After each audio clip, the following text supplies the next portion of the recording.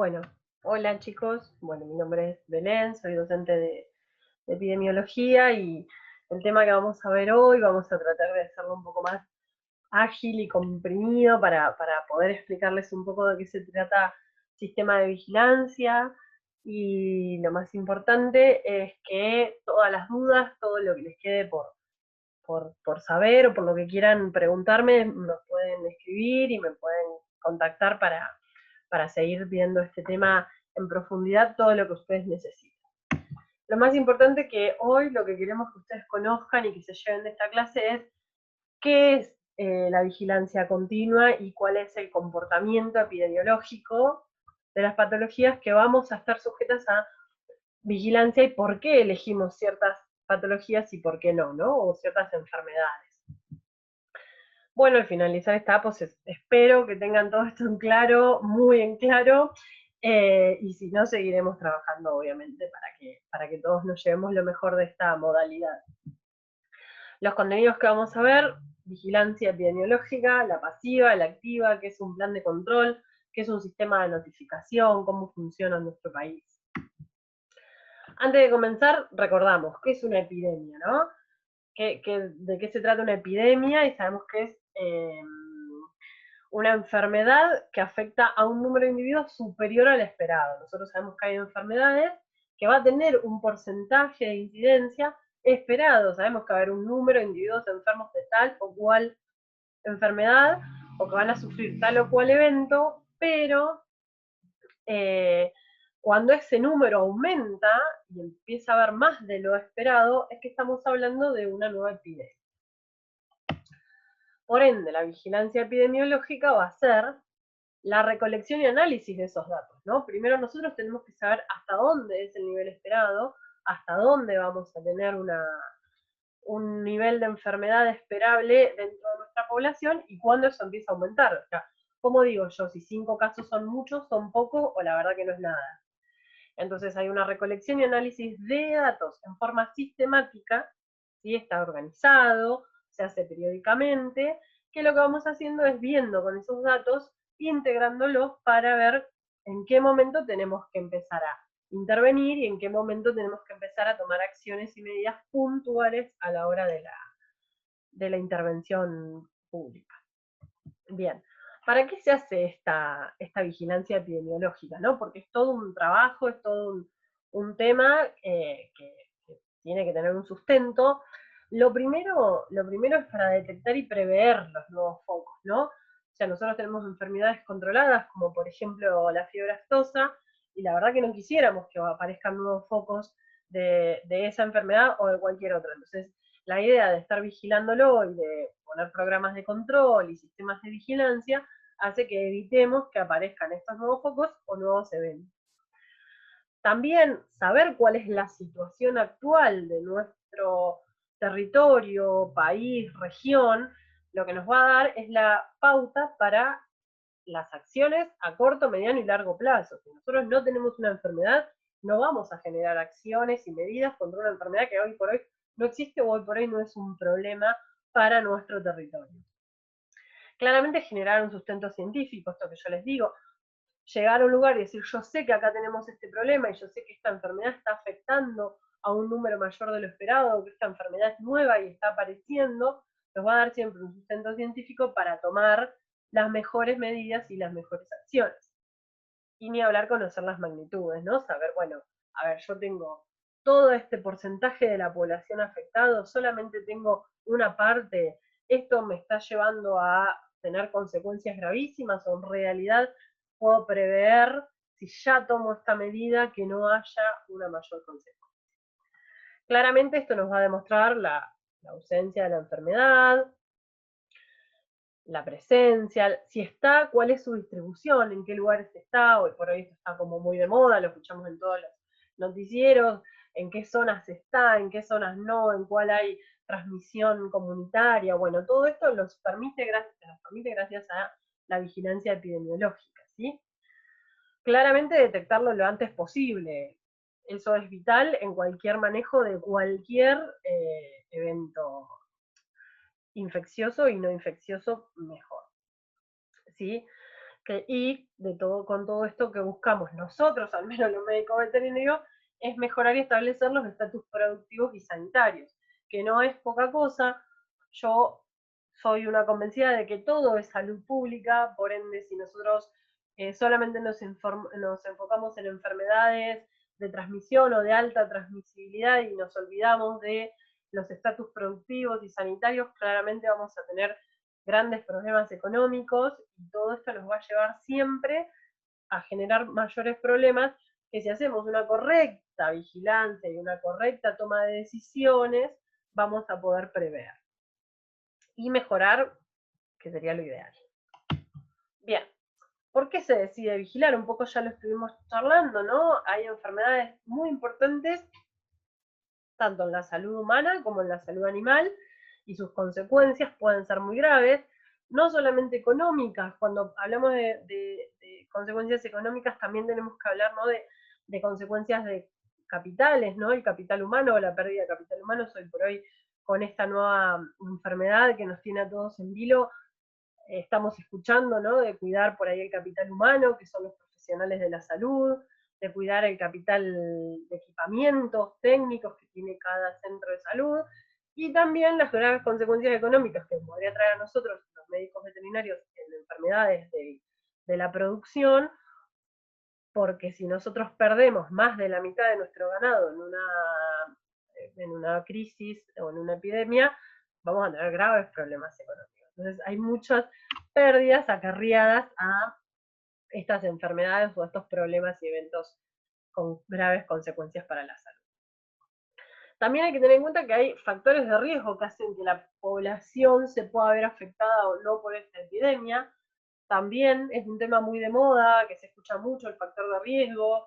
Hoy por hoy con el coronavirus escuchamos hablar de los mayores de 60, los mayores de 70, de las enfermedades preexistentes. Bueno, en medicina veterinaria esto también es muy interesante, porque en realidad nosotros también tenemos que ver los factores de riesgo de la población a tratar. Si es un ganado productivo, vamos a ver si tienen inmunidad, perdón, si vamos a poder llegar con las medidas que tomemos. No es lo mismo un animal estabulado o un animal en un feedlot en la provincia de Buenos Aires que un mismo animal en los grandes campos en Santiago del Estero con monte y territorios muy amplios que quizás no podamos tener el control. No es lo mismo, es un problema en una majada en la Patagonia o en un perro que vive en un departamento en estrecha relación con sus convivientes, ¿no? Entonces, todos estos factores de riesgo son los que tenemos que tener en cuenta a la hora de tomar medidas. Siempre digo, si hay una enfermedad en las mascotas que se puede tratar o se puede buscar algún tipo de tratamiento, siempre va a ser mejor que indicar la eutanasia, porque en general la gente nos va a querer matar si hacemos eso. En el caso de brucelosis canina, una de las grandes indicaciones es la eutanasia del animal, pero es la mascota, es el colita de la familia. Entonces, a veces tenemos que ser muy precavidos con eso. Hoy por hoy sabemos que hay algunos tratamientos antibióticos y se indica la castración para evitar tener que sacrificar a ese animal. Claramente requerimos para cualquier tipo de medida a tomar una detección precoz. Si yo tengo una amenaza, por ejemplo, de brucelosis, van a ver que yo ejemplifico mucho con brucelosis porque trabajo en esa línea de investigación. Si nosotros queremos tomar medidas cuando ya tenemos un brote instalado y tenemos un alto porcentaje del ganado afectado o de las mascotas afectadas, quizás sean un poco más complicadas de tomar y quizás no tengan la misma eficacia que si lo detectamos precozmente. Bien. ¿Cómo se hace esta vigilancia y esta detección y todo esto tan interesante? Lo primero es la recolección de la información, ¿sí? Actualizada. Eso es sumamente importante, porque la verdad que si yo me paro a decir, en el 96 teníamos un 46% de prevalencia, bueno, sí, en el 96 pasó un montón de tiempo ya, ni esos animales están vivos, y eso seguramente los establecimientos no son los mismos establecimientos. Entonces lo que tenemos que hacer es hacer una recolección actual y tener la foto actualizada de cuál es la situación epidemiológica en nuestro país. ¿sí? O en nuestro territorio o en el lugar a trabajar y a intervenir. Una vez que tenemos esa recolección, vamos a procesar y analizar e interpretar todos esos datos. O sea, yo puedo tomar un montón de datos que si después no los interpreto o no los analizo y hago una correcta interpretación, es un poco al divino botón. Luego, con todo esto interpretado, vamos a generar las recomendaciones y los informes de situación y las acciones a tomar, ¿sí? Bien, la recolección de datos. La recolección tiene que ser sistemática, continua y todo esto que nosotros, que está acá enumerado. Lo más importante de la recolección de datos es que nos tiene que servir. Esto es exactamente como cuando pedimos métodos complementarios. Si nosotros pedimos 17 métodos complementarios, quizás no terminemos entendiendo todo el cuadro. Ahora capaz que con un solo método complementario, si sé lo que estoy buscando, voy a entender lo que encuentro. Lo mismo pasa con estos datos. Tienen que ser sencillos, tienen que ser simples de interpretar y de trabajar con ellos. No me sirve preguntar de todo o recolectar un montón de datos y después no los voy a poder procesar. ¿Por qué? Porque los tengo que usar de manera correcta, porque hay enfermedades que quizás sean muy sutiles estos cambios, pero quizás ese cambio sutil implique un cambio muy importante en la población, ¿sí? Si lo ponemos con el tema que tenemos más en vilo hoy en día, que es coronavirus, hablar del 2% de letalidad y el 4% de letalidad, en el número la verdad que es bastante poco. Ahora en la población estamos hablando de miles y miles de personas. Quizás esa sutileza es muy importante captarla a la hora de tomar una medida y de tomar acciones. Bien, el análisis, el procesamiento, el análisis y la interpretación, ¿sí? Esto tiene que ser muy claro porque nos va a dar un objetivo, un sustento objetivo para tomar medidas. Ahora, cuando yo voy a decirle a un propietario que tiene que refugar un 10% de su ganado o decirle al propietario de una mascota que tiene que invertir en una cirugía o decirle al Ministerio de Salud que tiene que invertir en un montón de testeos o al SENASA, es porque tengo que tener un sustento muy objetivo y no puedo decir porque me parece, porque la verdad que yo el año pasado atendí 3 perros con este problema, pero este año ya llevo atendido 9. No, necesitamos un sustento científico, un sustento estadístico que nos diga que es por acá, ¿sí? La información y las acciones son lo que después nos van a llevar a tener éxito o no con este programa. Bien, el informe y las acciones, ¿sí? Nosotros tenemos que tener la posibilidad de seguir, de evaluar cómo sigue esta enfermedad, ¿sí? Y facilitar el trabajo, la prevención, el tratamiento, el post-epidemia, porque todo esto va a influir de manera directa en la calidad de la salud pública. ¿Cómo? Nosotros los veterinarios siempre tenemos que pensar primero en las enfermedades transmitidas por los animales, claramente la zoonosis, después en las enfermedades transmitidas por los alimentos, y por qué no también en que si nosotros tenemos enfermedades que están diezmando nuestra producción, no vamos a tener para darle de comer a la gente. Por ende, también vamos a tener problemas de salud pública. Entonces hay un montón de cosas que tenemos que pensar que exceden más allá de que siempre pensamos que está solo, ¿sí? Y nos va a permitir claramente justificar estas medidas. Fundamentalmente cuando las medidas tienen que ser tan bruscas o tienen que ser medidas que por ahí chocan con el bienestar, como por ejemplo esta cuarentena, que por ahí a veces no nos gusta tanto, o insisto, cuando tenemos que mandar a refugio una cantidad muy alta de animales. Entonces tenemos que tener un muy buen sustento. Bien.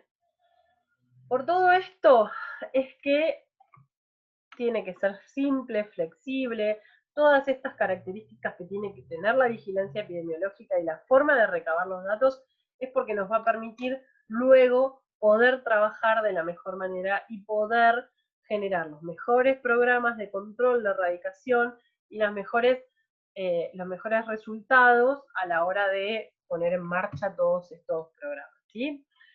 Tiene que ser representativo, yo no puedo hablar de todo el ganado de nuestro país por un problema que solamente estamos teniendo en un área geográfica particular. Tiene que ser sensible, oportuno, o sea, yo hoy no me voy a poner a medir si tengo encefalopatía espongiforme bovina, porque probablemente no lo tengamos, pero si sabemos que hay amenazas en nuestros países alrededor o en los que tenemos una comercialización, podríamos comenzar con un protocolo de vigilancia, ¿sí? Y tienen que tener un valor predictivo. Ustedes saben que el valor predictivo mide la eficacia de una prueba y la probabilidad de padecer o no una enfermedad. Entonces tienen que tener un alto valor predictivo, porque si vamos a usar pruebas que de casualidad nos dan un positivo, vamos a tener un problema. Bien. ¿A qué problemas de salud hay que diseñarle un sistema de vigilancia? Todo. ¿Hay enfermedades erradicadas o eliminadas como la peste porcina o controladas como aftosa que necesitaron o necesitan o pueden necesitar su sistema de vigilancia? Las enfermedades incluidas en los programas de erradicación y eliminación o de control, como brucelosis Wojcicki, enfermedades transmisibles de corto periodo. Todas estas enfermedades, todos estos ejemplos que tenemos acá sirven, a título de ejemplo, sobre de las enfermedades a las que se le puede diseñar un sistema de vigilancia. Básicamente es a todo lo que nosotros consideremos, ¿sí? Porque cuando nosotros pensamos, en general tendemos a pensar en enfermedades transmisibles, fundamentalmente los veterinarios en zoonosis, pero también hay que pensar en las enfermedades desconocidas, como hoy es este coronavirus, o en las no transmisibles, como pueden ser las neoplasias, que quizás no son transmisibles, pero empezamos a ver en ciertas áreas una incidencia, o como consecuencia del uso de determinados fármacos, una alta incidencia en neoplasias cancerígenas. También en sustancias tóxicas, que ahora un poco más se empezó a hablar, ¿no? De la presencia de contaminantes, de agrotóxicos, de mercurio, que también pueden ser un problema de salud pública y que a veces podemos ser nosotros los que estamos generando eso si no hacemos un correcto control de nuestros efluentes, por ejemplo. Y otros eventos, nosotros tenemos que pensar que estas situaciones pueden darse en un montón de lugares y en un montón de situaciones diferentes, entonces tenemos que pensar en cualquier otro evento. Por ejemplo, problemas de mordeduras de animales. Si hay barrios o lugares donde hay una alta incidencia de problemas por mordeduras de animales, bueno, ¿qué está pasando ahí? O accidentes de tránsito, por ejemplo, pueden ser un problema de salud pública si sabemos que en una ciudad, en ciertas arterias, hay eh, muchos accidentes de tránsito que genera una continua demanda de los hospitales y de las ambulancias, picaduras por ciertos animales que quizás estamos teniendo una infección, una infestación de ciertas alimañas en lugares donde antes no estaban y pueden generar una epidemia porque quizás ahora aparecieron en alguna zona donde antes no vivían. Entonces tenemos que empezar a pensar en todos los problemas que pueden generar salud pública, generar alguna afección en la salud pública y que hay que empezar a diseñarles o hay que prever el diseño de un sistema de vigilancia. Esto es para recordar la tan querida pero antigua tríada ecológica, ya no tiene tanto valor. Esto es con lo que se empieza a estudiar todo esto, que sabemos que es el ambiente, el huésped y el agente. Esta tríada claramente fue pensada cuando los principales agentes productores de enfermedad eran los microorganismos, y a medida que los fueron descubriendo durante el siglo XIX y XX, fueron describiéndolos y nos dimos cuenta que hay una incidencia del medio ambiente, claramente el huésped y el agente, pero ahora empezamos a descubrir que cada vez más tenemos problemas con enfermedades no transmisibles, que empieza a tener juego otras cuestiones como los factores, el factor social, las condiciones socioambientales, las condiciones psicológicas de la población. Todo eso empieza también a tomar un rol fundamental a la hora de evaluar los problemas de salud pública y de generar un tipo de vigilancia y de generar algún programa de control o de erradicación. En estas situaciones se ve muy ligado el trabajo de lo multidisciplinario, donde trabajan veterinarios, médicos, biólogos, trabajadores sociales, donde empezamos a juntarnos con otros profesionales, que es sumamente importante para generar un trabajo dinámico y un trabajo que tenga todas las visiones, ¿no? Porque, insisto, nosotros trabajamos con animales y muchas veces decimos, bueno, lo ideal para erradicar esta enfermedad tenemos que refugar el 45% del ganado. Pero hay una persona que vive de eso, una familia o muchas, y a veces no es tan fácil decirle a alguien, mira, ¿sabes qué? Elimina todo esto y arrancamos de cero. Entonces está bueno empezar a trabajar con todas las otras visiones. Bien, espero que haya sido provechoso. Vamos a hacer una pausa, se preparan el mate, ¿sí? Y vengan con pilas para el segundo video, para seguir aprendiendo un poquito de todo esto. Así que bueno, ahora seguimos.